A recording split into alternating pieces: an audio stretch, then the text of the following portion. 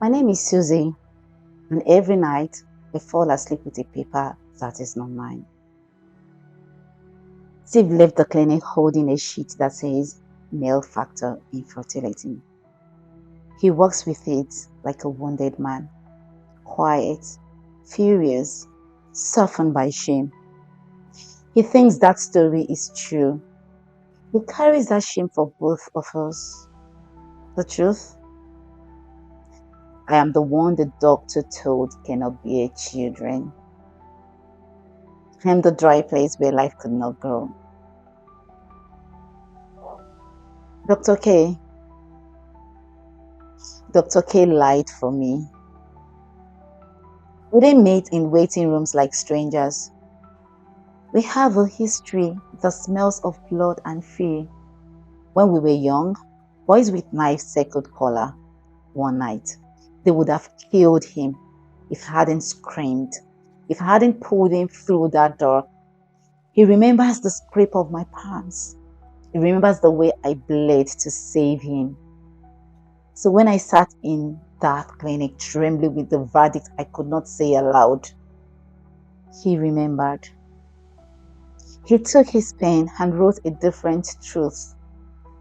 He handed Steve the lie, male factor. A lie with a stamp, a signature, cruelty dressed as mercy.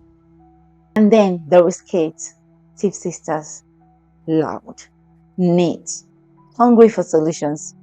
She doesn't handle sorrow with tenderness. She handles it with plans.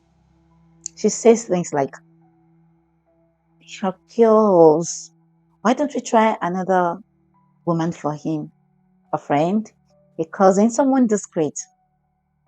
Or why don't we try going to another hospitals? Trying to check in different places. Surrogacies, have you thought of that? It's practical.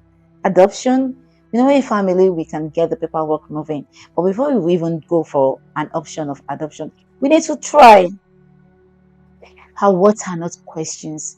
They are orders wrapped in sisterly concern. She calls with names of women to slide pamphlets across the table. She nods as if she is arranging a business deal. She reminded Steve of the woman he once impregnated before he met me, and that woman had to abort. She was so adamant that we need to check for solution elsewhere. But Steve, he was too heartbroken to even take it. So what if he does? Her voice is so calm, her mind so efficient. She cannot say that each of her practical plans digs a deeper hole in me. Because if Steve listens, if he lets her arrange a meeting, a trial, an introduction, another hospital, another test, and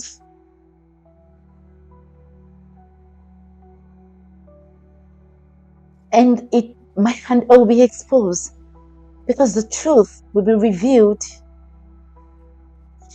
And so if whatever he chases bring results, then the truth will have room to fall out of hidden corners. Someone will say, "Why don't you try again?" And I thought he was saving me. He thought he was saving my marriage and my dignity. He wrapped compassion in falsehood and handed it to my husband. He kept my pride intact by giving him a paper that made him the injured party. He thought he was repaying a debt. He did, by making me live in a different debt. Do you understand the cruelty of this daily hush? Every time Kate's phone lights up with another solution, my stomach drops. Every time she mentions a name, I found someone who can help.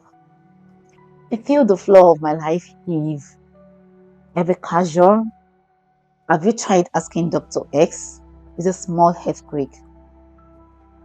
All practical ideas shatters me.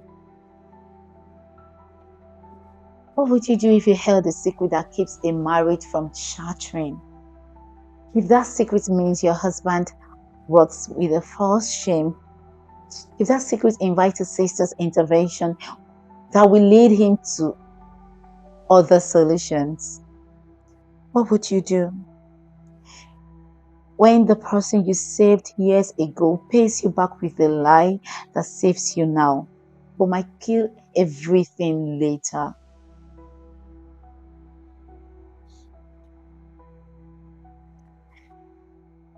My name is Suzie. I lived with a doctor's lie and a sister's execution plan. And every night, I count the ways the truth can break us because I am terrified not only of losing him, but of watching him humiliate himself for a fault he never had to carry. How long can a mercy like this last before it becomes our undoing?